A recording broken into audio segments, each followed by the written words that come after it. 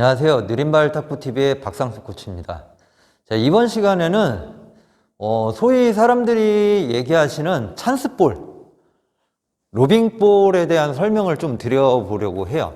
이 로빙볼, 과연 찬스볼일까요? 대부분 분들이 공이 뜨면은 대부분 찬스볼이라고 생각하시는 경우가 많은데 요거는 좀 잘못된 부분이라고 생각을 합니다. 전에 제 영상 중에서도 댓글 중에 그런 댓글이 있었어요. 공이 뜨면은 자기는 이 찬스볼에 대한 미스가 굉장히 많다. 이런 부분에 대해서 좀 설명을 좀 드린 적이 있었는데, 대부분 공이 뜨면은 찬스볼이라고 말씀을 많이 하시는데 사실은 찬스볼이 아니에요.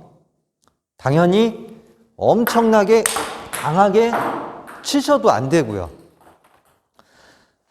만약에 예를 들어서 이런 건 있어요. 내가 레슨 받을 때나 수시로 굉장히 뜬볼에 대한 연습을 많이 해놨다 하면은 당연히 찬스볼이 될 수 있어요. 근데 대부분 분들은 레슨 받을 때나 사람들하고 연습할 때나 게임할 때 로빙볼을 칠 기회가 아니면 연습할 기회가 많지가 않으세요. 그러다 보니까 당연히 찬스볼이 아닌 거죠. 근데도 대부분 분들은 공이 뜨면은 찬스볼이라고 생각하고 굉장히 강하게만 때리시려고 그러시는데 이 부분은 굉장히 잘못된 부분이에요. 실제로도 국가대표, 우리나라 국가대표뿐만이 아니라 전 세계적인 국가대표 아니면 심지어 탁구의 최강이라는 중국 선수들조차도 세계대회에서 로빙볼 때문에 진 경우도 굉장히 많이 있었어요. 영상 찾아보시면은 어디 나라 선수였는지 제가 정확하게 잘 모르겠는데 메이슨인가 메이든인가 그런 선수가 있었어요. 그 선수가 로빙만으로도 중국 선수들을 무너뜨린 적이 있어요. 아까 실질적으로 로빙볼이 굉장히 찬스볼이 아니에요. 그만큼 연습을 정말로 어떤 연습이든 마찬가지지만 연습 자체를 많이 해놓은 볼만이 사실은 찬스볼이거나 좋은 볼이 될 수가 있는데 대부분 분들은 공이 뜨기만 하면은 찬스볼이라고 생각을 하신다는 거죠. 이런 부분은 조금 주의가 필요하지 않나 그렇게 생각을 합니다. 자, 일단 로빙 좀 한번 좀 띄워주세요. 자, 이런 식으로 천천히. 자, 이런 식으로 이제 로빙볼을 칠 때 대부분 연습을 하시는 게 가장 중요해요. 그래서 띄워주세요. 좀 더 높이요. 자, 셋. 자, 하나, 둘, 셋. 여기서 가장 중요한 거는 공이 떠올 때 그 뜨는 볼 보고 쳐다보고만 있지 마시고 그 볼에 대한 타이밍을 맞추는 연습을 하셔야 되는 게 가장 중요하고요. 왜냐하면 공을 아무리 잘 봤다 하더라도 결국에는 내 몸하고에 대한 타이밍을 맞추시는 거기 때문에 공을 잘 봤으니까 잘 친다가 아니라 공을 잘 보면서도 거기에 내 몸으로 타이밍을 맞춰야 잘 친다가 맞거든요. 그리고 두 번째는 뜨면은 세게 친다. 무조건 잘못된 거예요. 어떤 볼이든 정말로 강하게 내가 아니면 100% 아니면 100% 이상의 힘을 발휘를 하면은 무조건 범실은 많아지게 돼 있어요. 그래서 무조건적으로 세게 친다가 아니라 내가 가지고 있는 힘의 한 80%, 70% 아니면은 최대치로 맞춰도 90%, 그 이상은 무조건 넘기시면 안 돼요. 왜냐하면 100%라는 힘을 발휘한다는 거는 내가 스윙을 정확하게 제어나 컨트롤할 수가 없어요. 그래서 힘을 어느 정도 좀 줄이셔야 되고, 그리고 또 하나는 내가 로빙볼 연습을 많이 안 해봤다. 그러면은 정말로 이걸 찬스볼이라고 생각하지 마시고 연타로 갖다가 그냥 연결해주듯이 쳐주시는 게 가장 중요해요. 다시 주세요. 가볍게. 또 상대방이 아까 찬스가 아니에요. 내가 그냥 연결을 하는 거예요. 왜? 불안하니까. 근데 대부분 무조건 세게 치려고 하죠.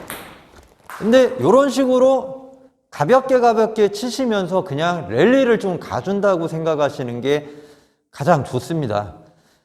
찬스볼은 찬스볼은 어떤 게 찬스볼이냐? 커트 한 번만 좀 대주세요.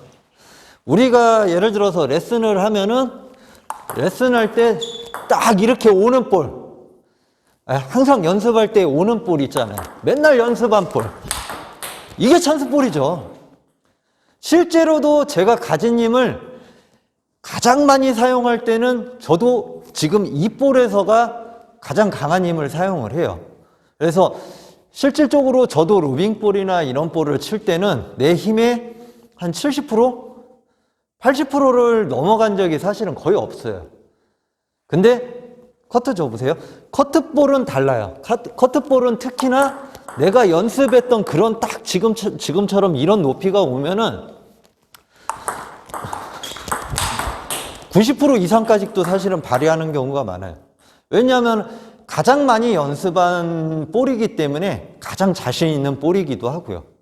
그러다 보니까 선수들도 마찬가지지만 정말 강하게 칠 때는 막 로빙볼 막 이런 걸 강하게 치는 게 아니라 선수들조차도 딱 자기가 연습하는 그 높이가 딱 오면은 정말로 그때 강한 볼을 쳐요. 오히려.